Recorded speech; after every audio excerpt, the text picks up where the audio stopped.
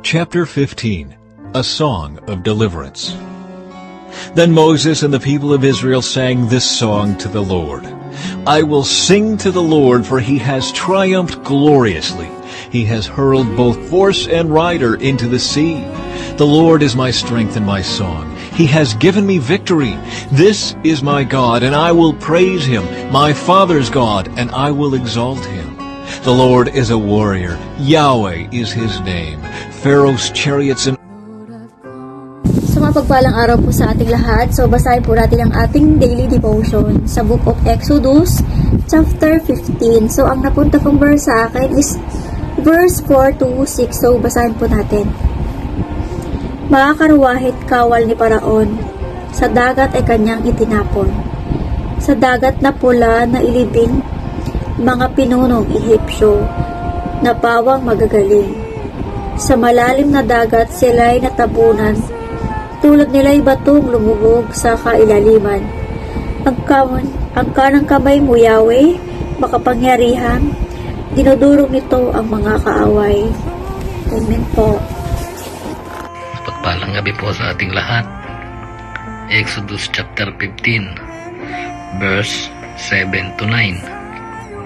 Sa dakila mong tagumpay, nilulupig ang kaaway. Sa matinding init ng iyong puot, para silang dayaming tinutupok. Nang hipan mo ang dagat, tubig ay tumaas. Parang pader na tumayo, kailan may tumigas. Wika ng kaaway, hahabulin ko sila't uhulihin, kayamanan nila'y aking sasamsamin, at sa tabak kong hawak sila'y lilipulin. Yan lamang po. Amen. Exodus chapter 15 verse 10 to 12. Ngunit sa isang hinga mo, Yahweh, sila'y nangalunod, parang tinggang sa malalim na tubig ay nagsilubog. Ikaw, Yahweh, sino sa mga Diyos ang inyong kagaya? Sa kabanalay dakila at kamangha-mangha, sa mga himalay di mapantayan, sa kababalaghan ay di matutularan.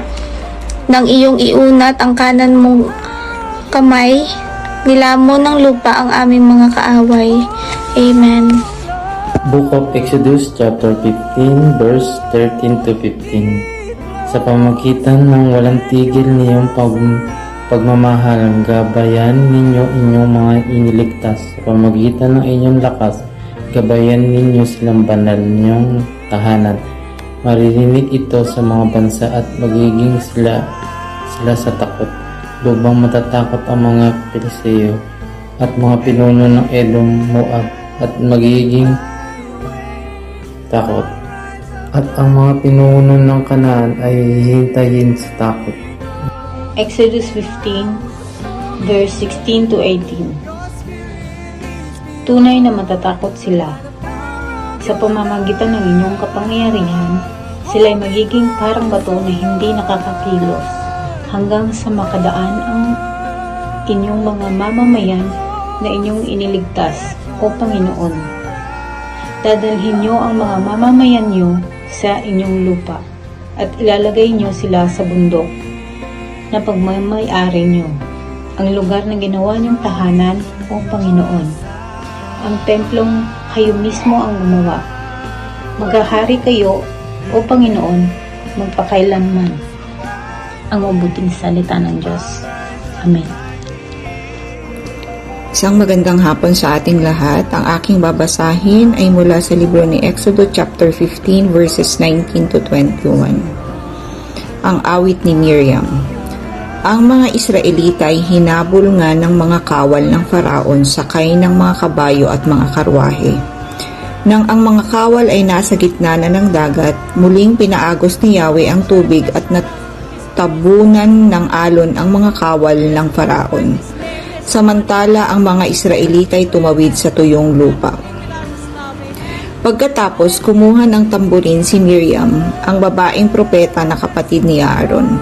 Tinugtog niya ito at nagsayawan ang mga babae na mayroon ding mga tamburin. Habang sila'y nagsasayaw, ganito ang inaawit ni Miriam. Purihin si Yahweh sa kanyang dakilang tagumpay. Itinapon niya sa dagat ang mga karawahe at ang nakasakay.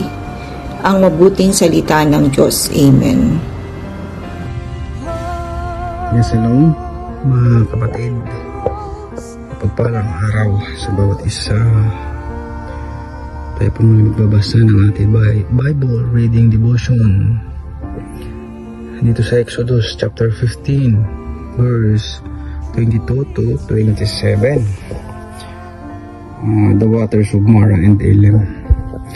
Sabi dito sa 22, Then Moses led Israel from the Red Sea, and they went into the desert of Shur. For 3 days they traveled in the desert without finding water. 23, When they came to Mara, they could not drink its water because it was bitter. That is why the place is called Mara. 24, So the people grumbled against Moses, saying, What are we to drink? Then 25, Then Moses cried out to the Lord, and the Lord showed him a piece of wood. He threw it into the water, and the water became fit to drink. There the Lord issued a ruling and instruction for them and put them to the test. He said, 26, He said, If you listen carefully to the Lord your God and do what is right in His eyes, if you pay attention to His commands and keep all His decrees, I will not bring on you any of the diseases I brought on the Egyptians, for I am the Lord who heals you. 27, Then they came to Elim, where there were 12 springs and 70 palm trees, and they camped there near the water. Amen po. Shalom everyone. God bless po.